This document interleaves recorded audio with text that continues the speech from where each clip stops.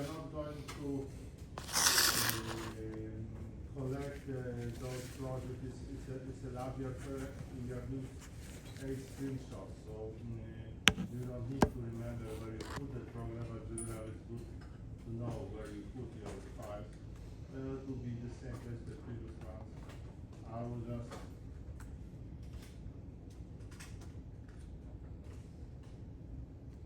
call this lab. Let me pick the reference for the lab.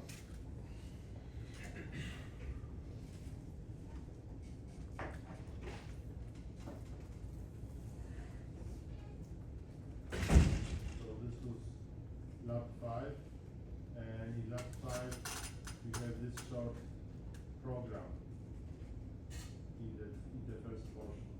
Okay, so I'll just copy the program, Control C.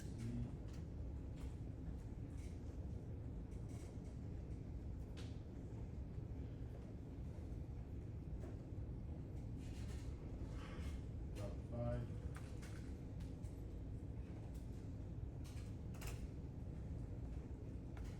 Reason 8B.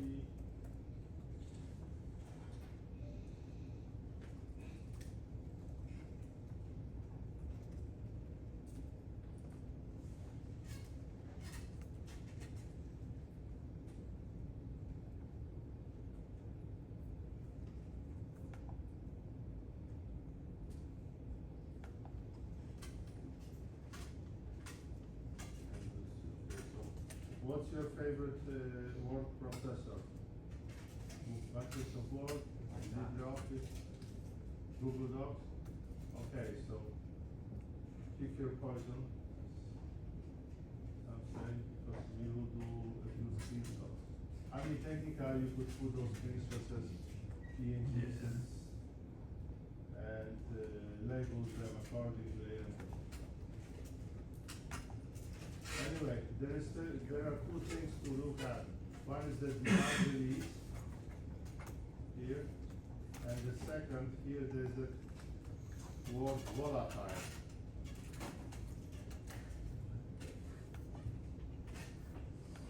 So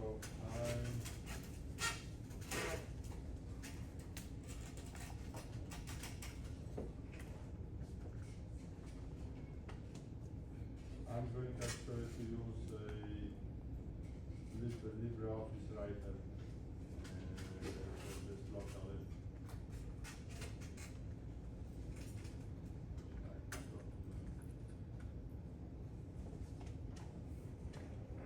Okay, so the first thing will be debug, no volatile. And please note, we are not volatile.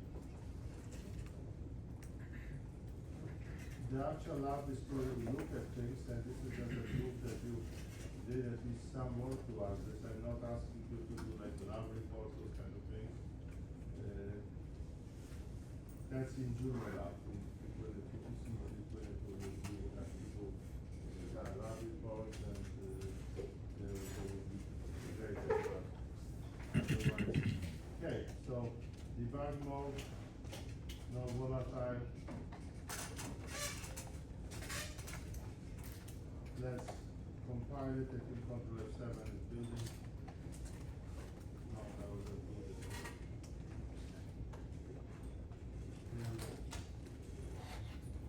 I drag this output file to the top, but I mean you can look at the size of the file, but it's not really important in this stuff. I mean you could make observations. Okay, so the file is built. Now I would like to measure how much it would take to go through this loop.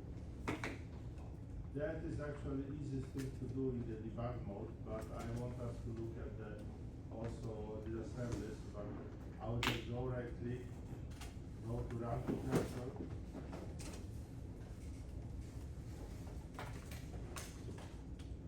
Okay, so I did not select programmer or simulator, so the first time you select simulator.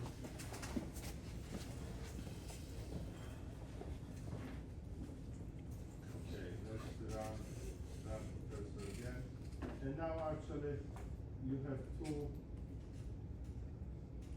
Okay, we are we there yet? No, we are not there. It will take some time because of the book.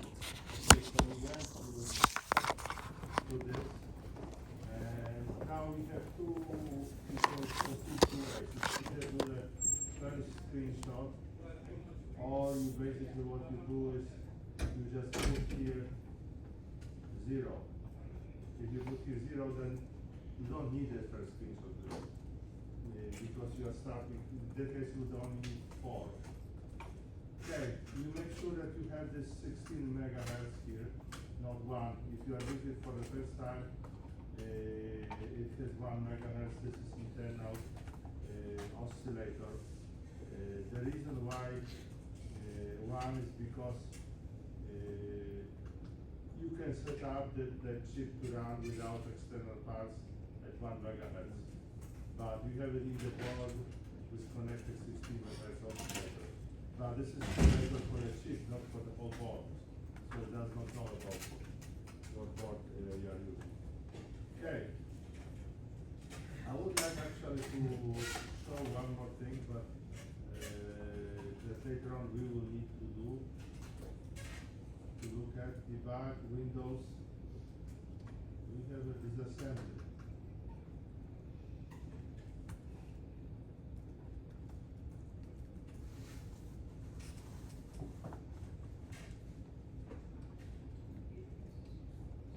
Yes, we do have a disassembly.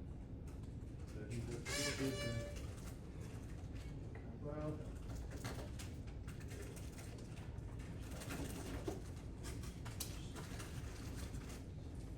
okay, it's not ideal, but you see the program.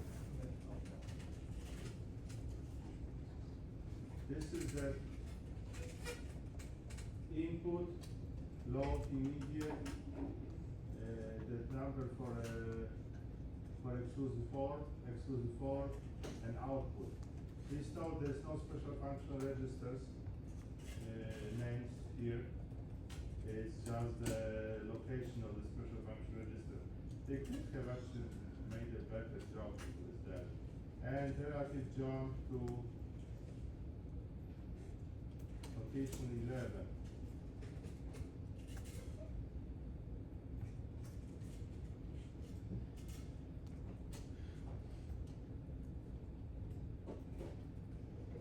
Oh no, it's not location 11. Relative jump by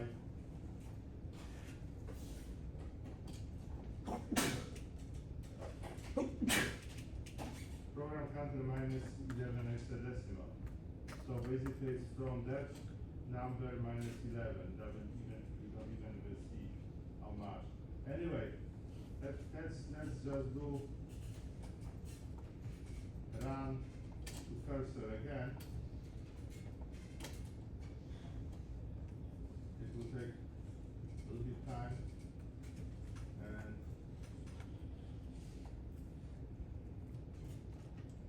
okay, so it took 32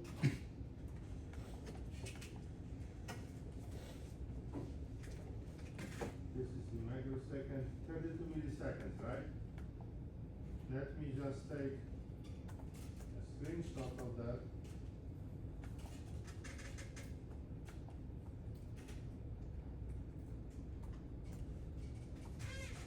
Everything.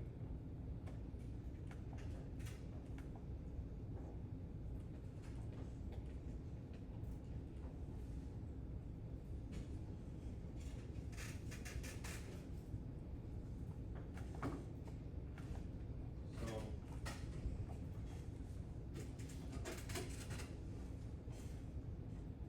32.3 millisecond, 100 bytes.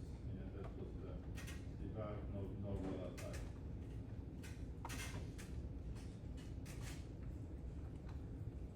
Now let's move the bar and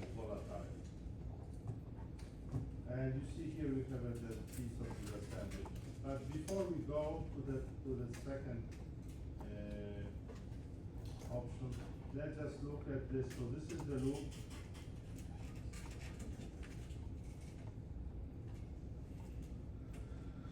So this is a relative jump for that while loop to the beginning of the while. This is the for loop. For loop has the unsigned not integer. Unsigned.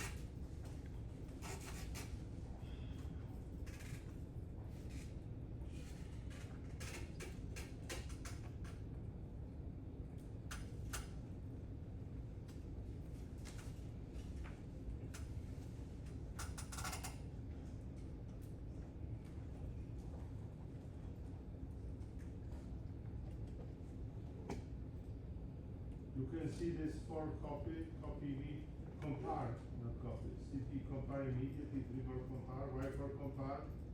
Because we have long integer for variable. Right? So basically in 8-bit microcontrollers, if you have short integer, it would be 2.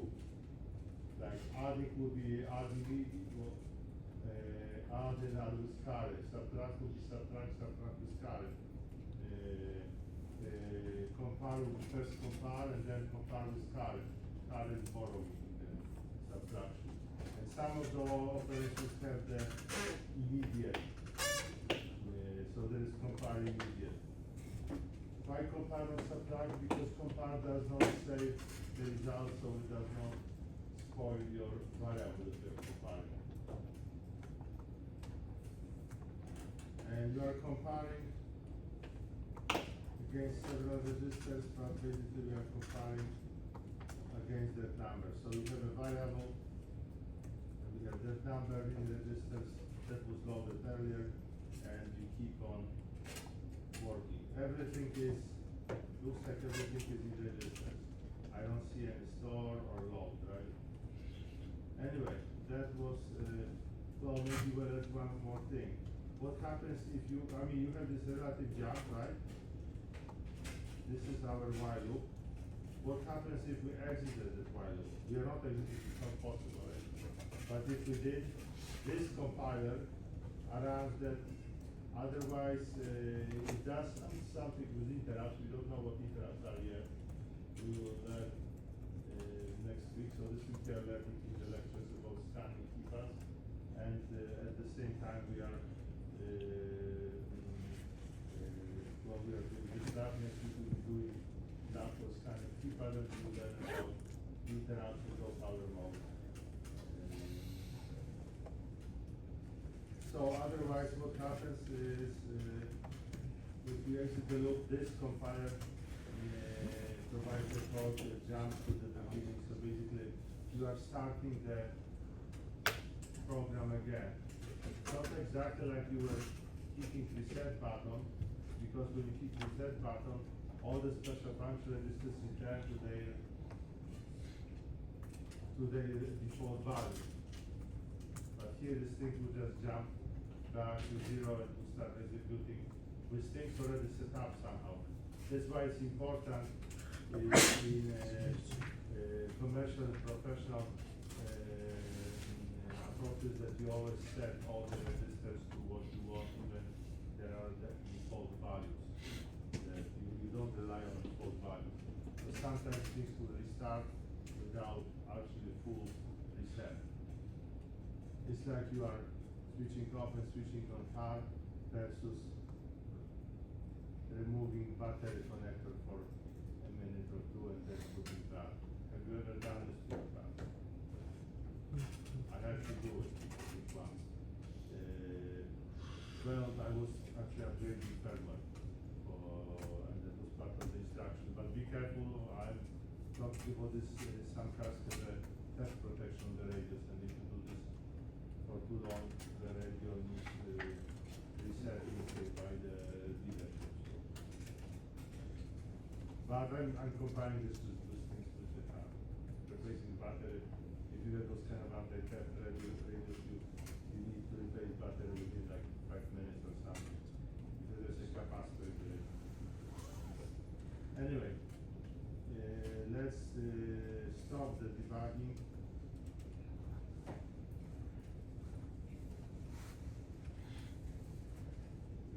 returning to. It's not optimal, but let's keep it this way. So the next thing will be the debug mode and keyword volatile.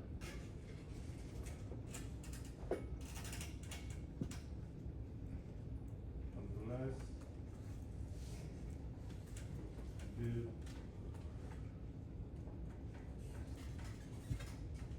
You can do rebuild or build it. We change the source, the only source code, so we can just do build, and I will just keep rebuild here. Okay, the same thing like before. Run to cursor.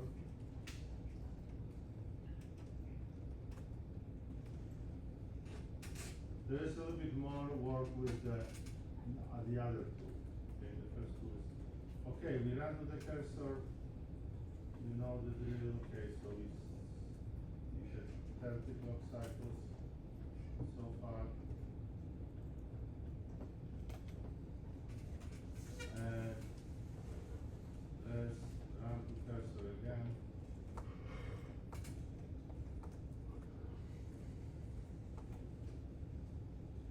I did not look how many bytes it was, but we can do this after. Okay, and this time this is 99.9 milliseconds.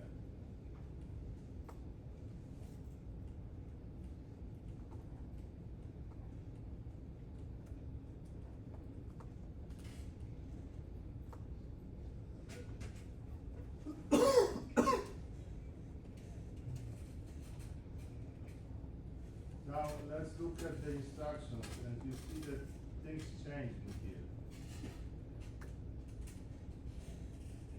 Actually, I was supposed to run from that point to that point, but it's the same thing.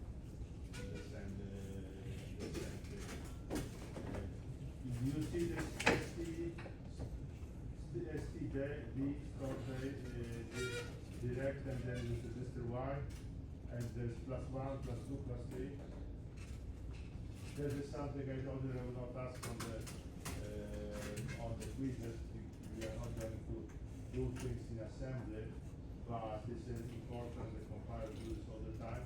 When you have local variables, the local variables are starting at certain point in the memory, and they are internally referred as variable location, location +1, +2, +3. In that case, this is actually the bytes, because this is one variable that has 4 bytes.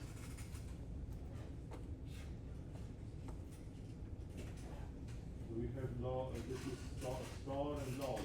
Now what volatile does, it means that this variable needs to be updated in the memory, perhaps because there is something else that is like a special function register, so that maybe not the ordinary memory location, or perhaps we didn't talk about interrupts yet, but perhaps the interrupt or something changed the variable while your program was working. In our case, there is no other interrupt that is changing it. But what we achieve is that compiler does not optimize this thing out to registers. This is a simple program, so whether you do this in the debug mode or in the release mode, the program is about the same speed. But in more complex programs, compiler can do a lot of optimizations to make things run faster. So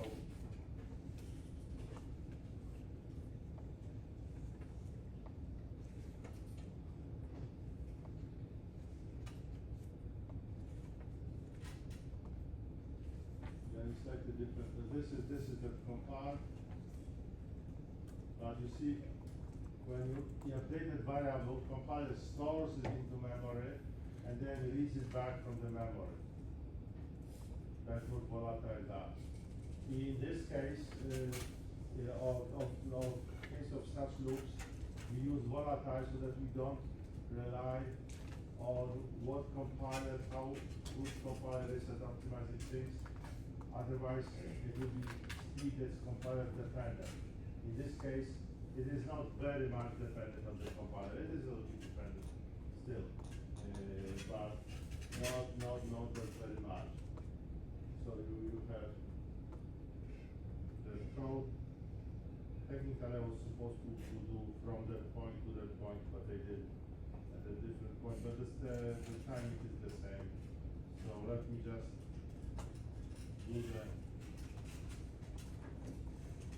screenshot of that. And I assume that you are doing the same in your code, right? Because for the next two, you will have to do a little bit more work. Okay, so copy to the clipboard.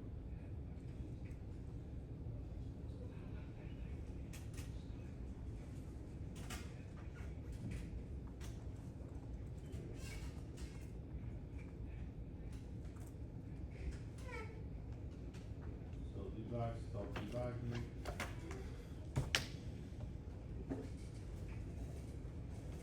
Let me just rebuild it again to say see how many bytes it was. 216 bytes.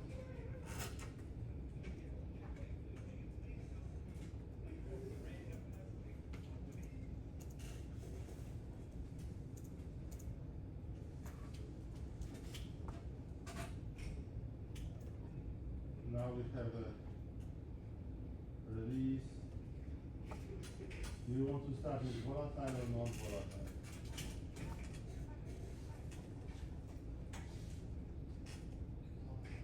Volatile.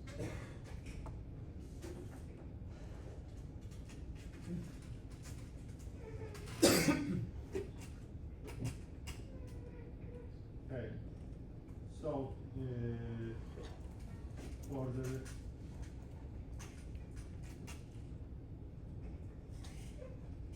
for the release mode, okay, I need to, yeah, I can just build it, I don't need to rebuild it, but let's rebuild it. Volatile, it's 216 bytes.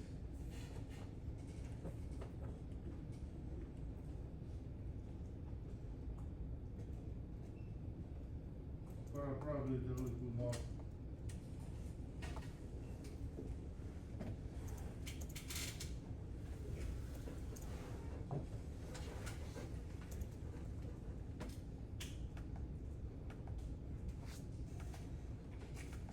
Okay, so now let's try to run to cursor, and I don't think you can.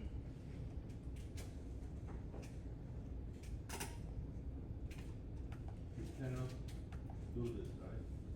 So what's the difference is with release mode? I mean, there's potential the compiler does more aggressive optimization, but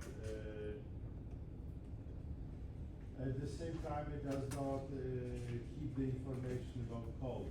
In case of Windows programs or Linux or Macintosh programs, that debug information is actually included with the executable program, and you can, there are some tools to actually look, you can even reverse engineer the source code if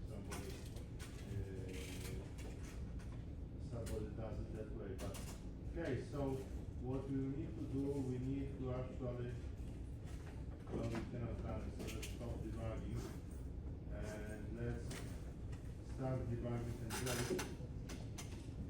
And what it does show the disassembly, except you cannot see this where you are in the actual program. So the way to do this, you look at that excluded OR.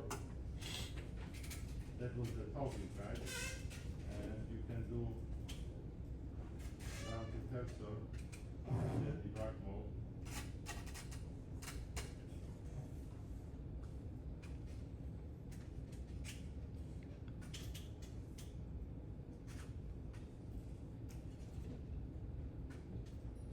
Okay. it did run.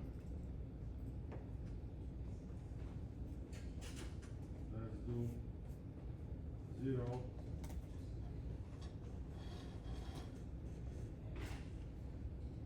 Let's do run again.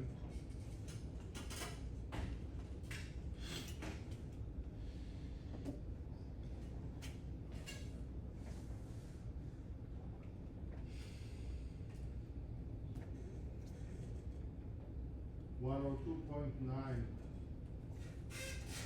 milliseconds. So actually, I'm surprised to see that it actually is longer, not shorter. Okay, let's give me do the screenshot. Let me just remove the word volatile, and there's not much that is going to change in this version of the compiler, but previous version of Microsoft Studio, actually there was something more dramatic. Okay, so let's stop debugging. The volatile build, the build.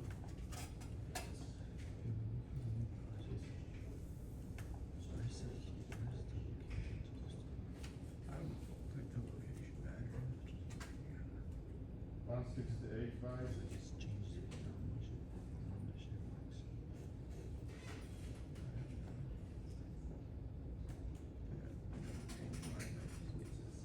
Previously we had 100 bytes, so actually for some reason this release mode is longer than instead of shorter. And it's very odd.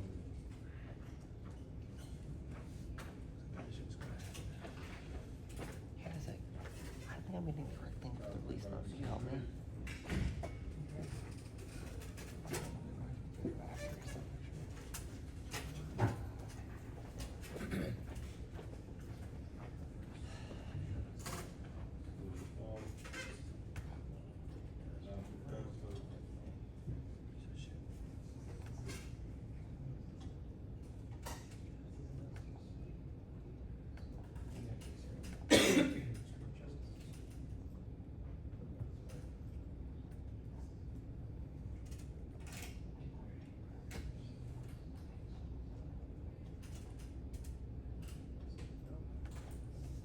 Twenty point five milliseconds. 20.5. So I mean, you need to do the screenshot. I'm not doing screenshots. 20.5 milliseconds. Before it was 32 milliseconds. So code is longer, not 100 bytes, but it's 33% faster.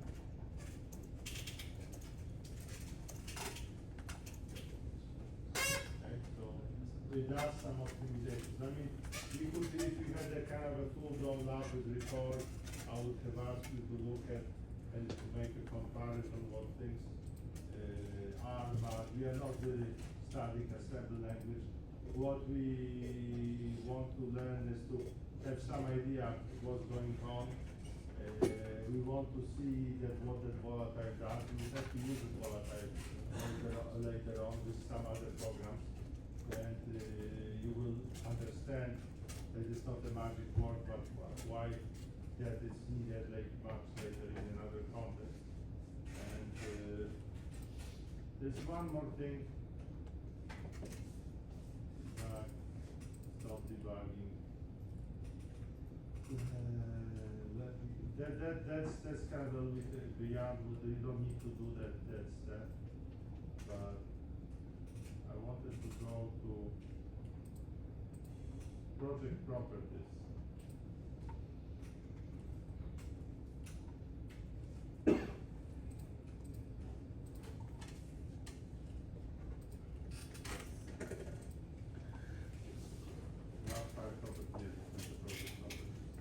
Let me go to the compiler option. Tools. Toolchain. It's called toolchain here. So let me go to the compiler, GNU C,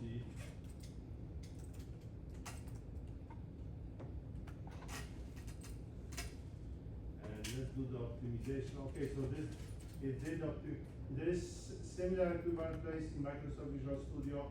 There is similar place in every compiler. If you are using Linux compiler, those who are using Linux, this is dash capital O or dash capital OS. Typically, enterprise or regular code does dash capital O2. It does because size, a little bit of speed. Okay, now let me do the dash O3. This is maximum. You don't have to do that, but I want to show you what happens.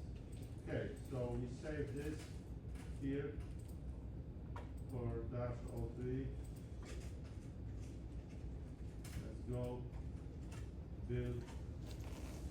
Okay, there's no volatile, okay? Rebuild.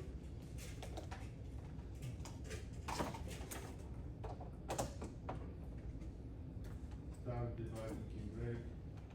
Let's see.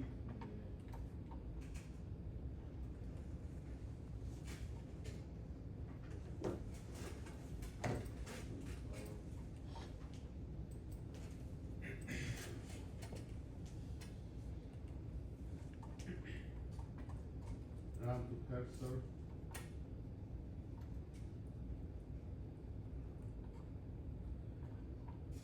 Okay, 20 minutes. And now let's run to cursor again.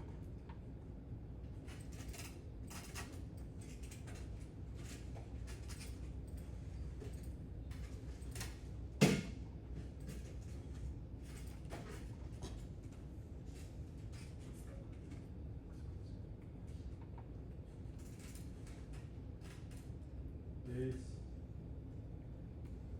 20 milliseconds.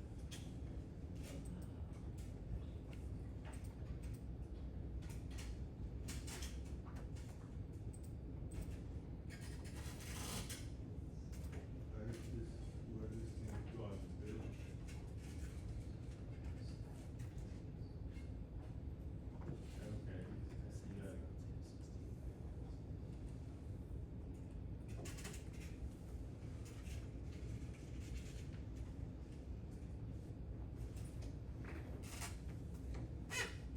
Okay, but there is still loop. The one I had a compiler that when you try to compile it with maximum optimization, it looked loop. There is that loop. Loop does nothing. Why it should be there? And the loop is completely gone. But this compiler is kind of modified to recognize if there is a loop. This is compared for the system, so if there is a loop that does nothing, do not remove it because it means you want to have a delay. But compilers for not embedded systems, if you increase optimizations, they will basically remove things that have no impact. Okay? This one is not. It's not doing that even at this. Stop debugging. Let me just see the build. 168 bytes. So it is still that the debug mode somehow.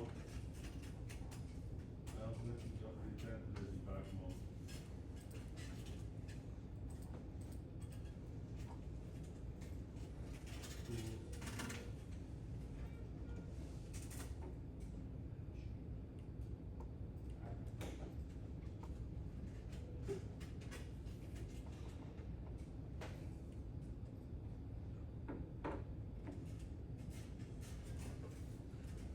Okay, I believe I need the glasses. There was not 100 bytes, it was 180 bytes. For the debug mode without volatile.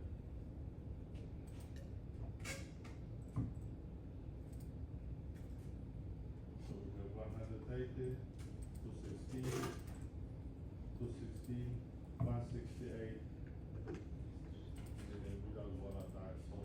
With volatile pretty much is the same code. You are not allowed to optimize anything. With that variable, and that variable was actually everything that could have been optimized. That's why volatile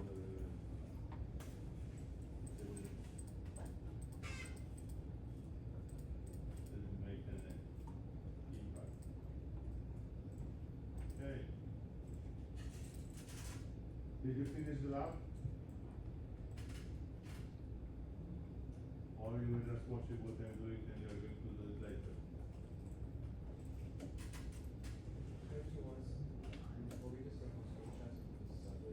Well, you put it into the Google Docs or something, save as PDF and submit. And just need to label what is what.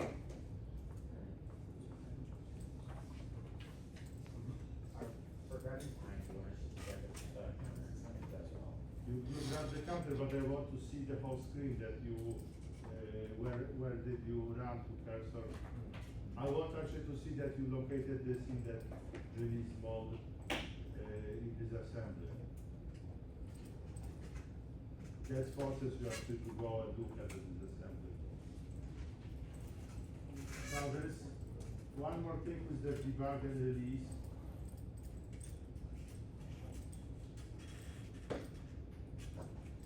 If you go to those program tools,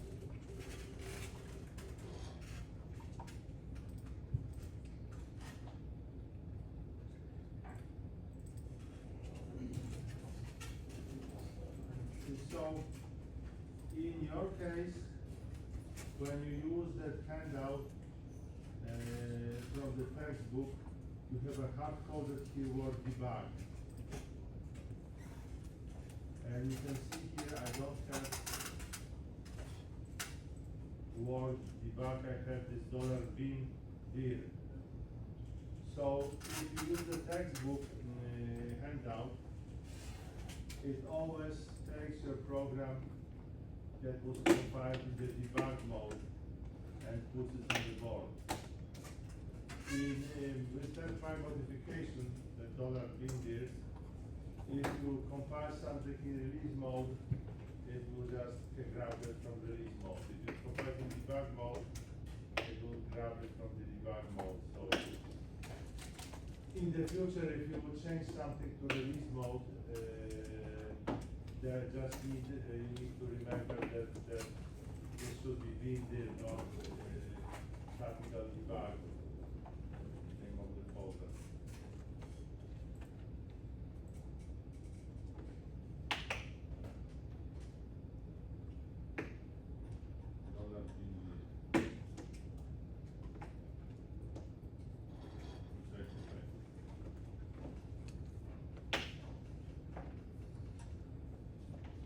Oh, you see, there is a debug.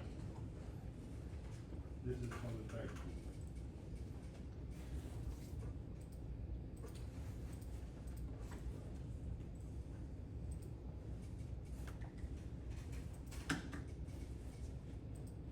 I just fixed it.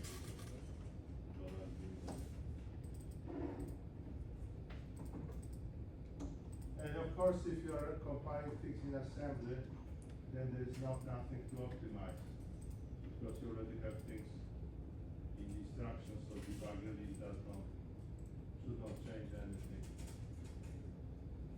Or nothing major. There may be some different libraries, if you use external libraries, which we did not use.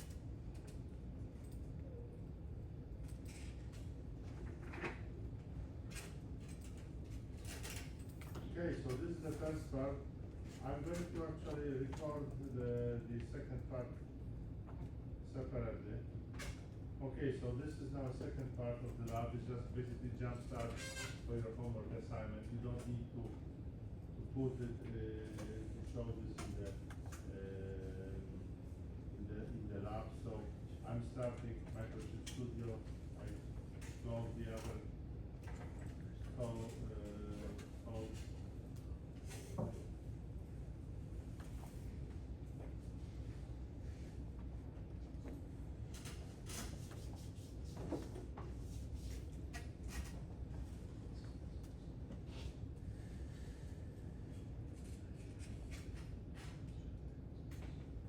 Okay, I'm starting new project.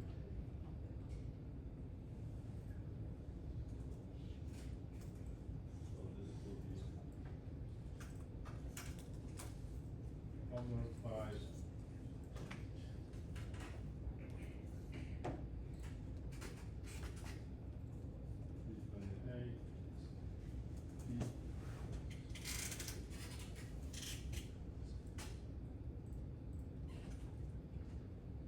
I mean, the version without QSP is it's a different implementation, structured implementation in the sense that they are software wise they are the same.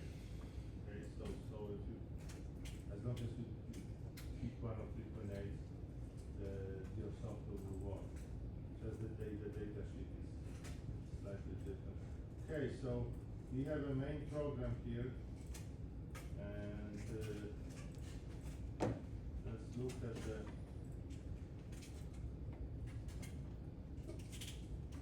So basically we have those 4 additional files. Okay,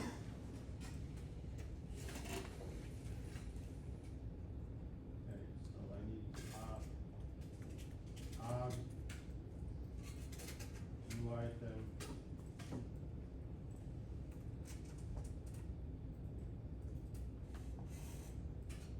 I also need the page.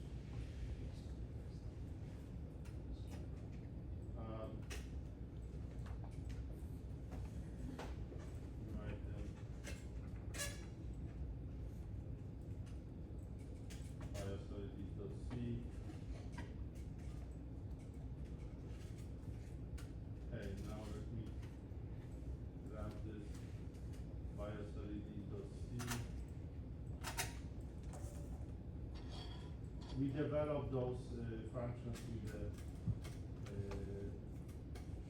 in class on Friday. On Wednesday we were talking about binary operations. Okay, so this is the C, Control R, Control H, B, Control S. Now biosolidity.h.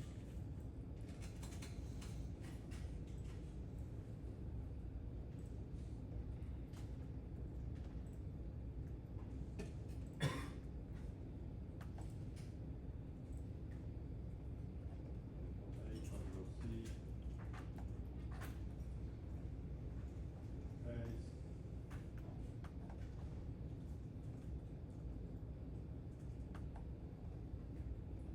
So you have this BIOS key notation.c. Now, whether you call this thing main.c or something else, it is up to you, but the other files, if you change their names are hard-coded in hash includes, so you would need to modify those hash includes everywhere.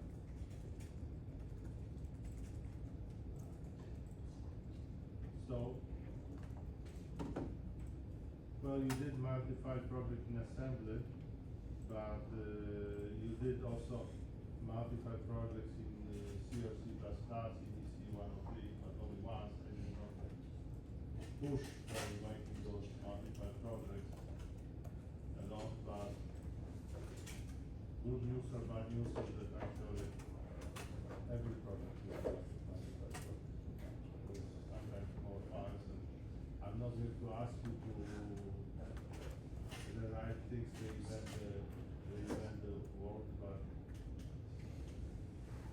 if you insist, you can write your own other abstraction layer or your own files for keys.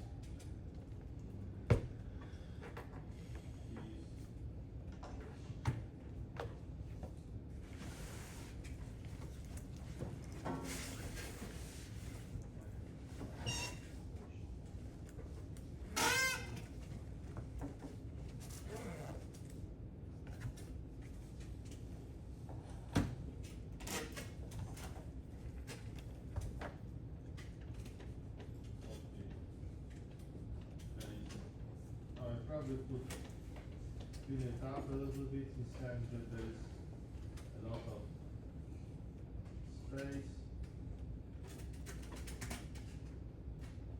That's not really needed.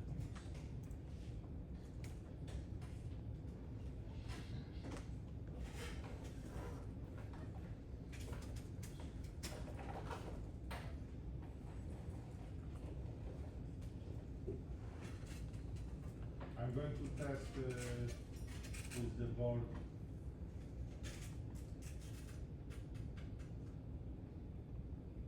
If the wiring is correct. So this is done, let me go to the three.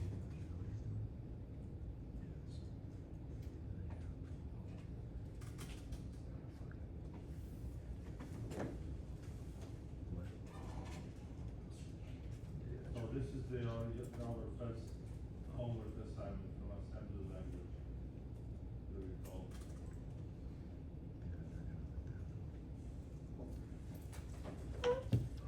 So a test for dials for buttons. This thing will work with set LEDs will work with all 6 dials, 4, 5, and the 6 on the board. Wired up and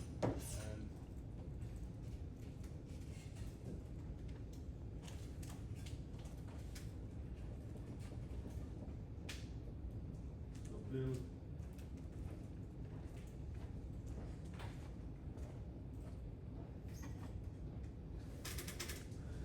To 18 bytes, 115, just as out of curiosity, in the release mode,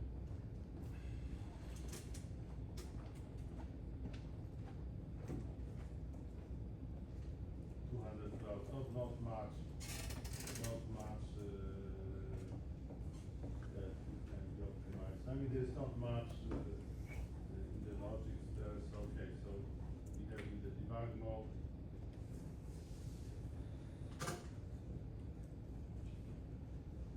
Do this and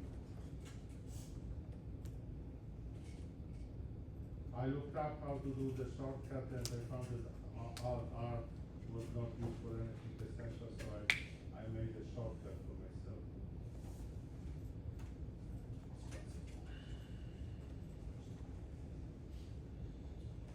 Okay, so I guess this is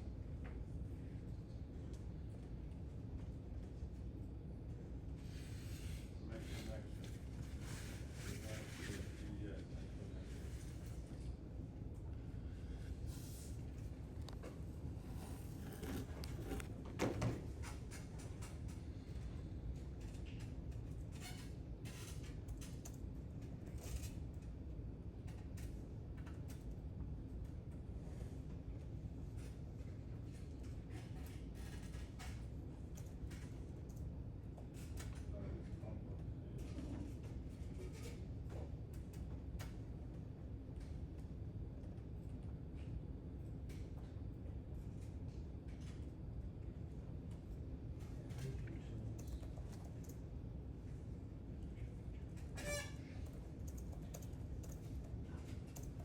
I don't know what was, I just removed it, and now it worked. And you can see those. So I basically am testing the wiring.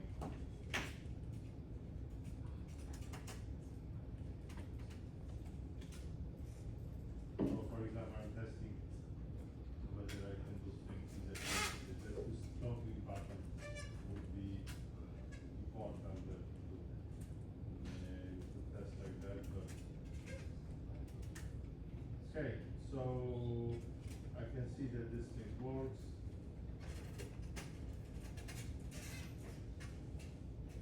Your homework assignment, so the reason why I'm putting it here so that you could actually check if you could put it together. This should be straightforward, but you never know. So I wanted to show you one more thing since we are here. So basically,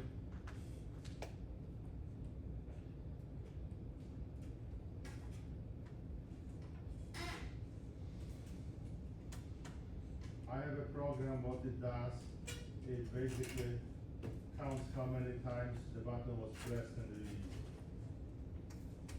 Take the program, put it there, compile it, run it.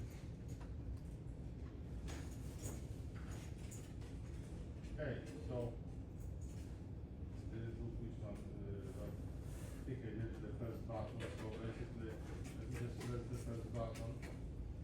Okay, I got only one. Actually, this button is pretty good. Anyway, so each time it just counts. Let me just reset it.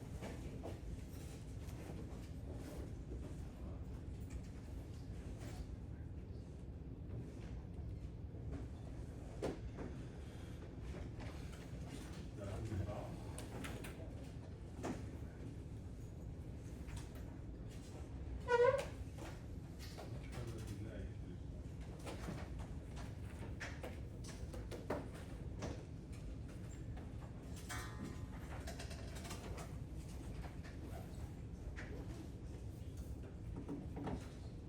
Anyway, those buttons are pretty new, so they may not bounce, but if you get some kind of a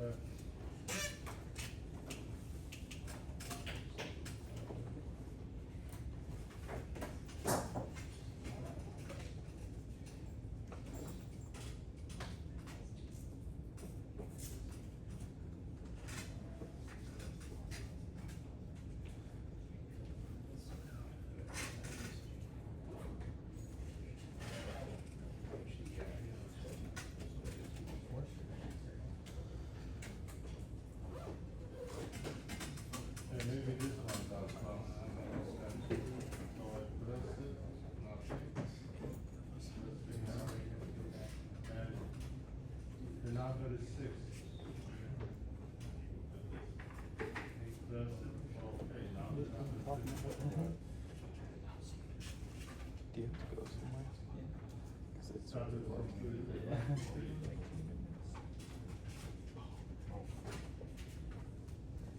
So,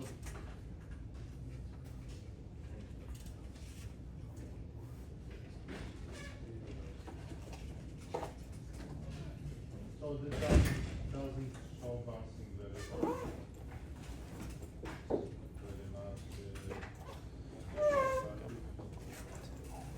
Anyway, so the moment is basically you do the four toggle button.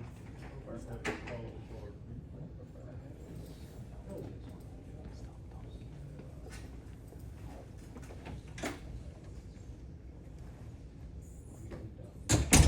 You have a code for single button toggling LED, and you need just to convert it to 4. So not much. Next week will be a lot of more work. We will start. I'm not sure whether we should do the weeks on a different day. Right now, this is kind of more like a segue into.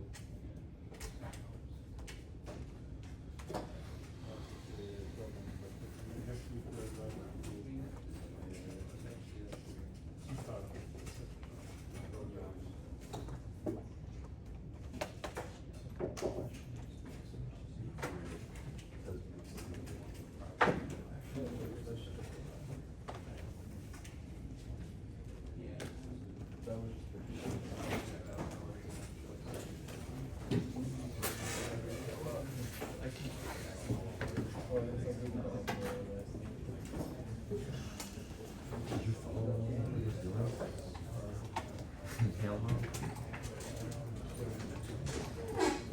Good.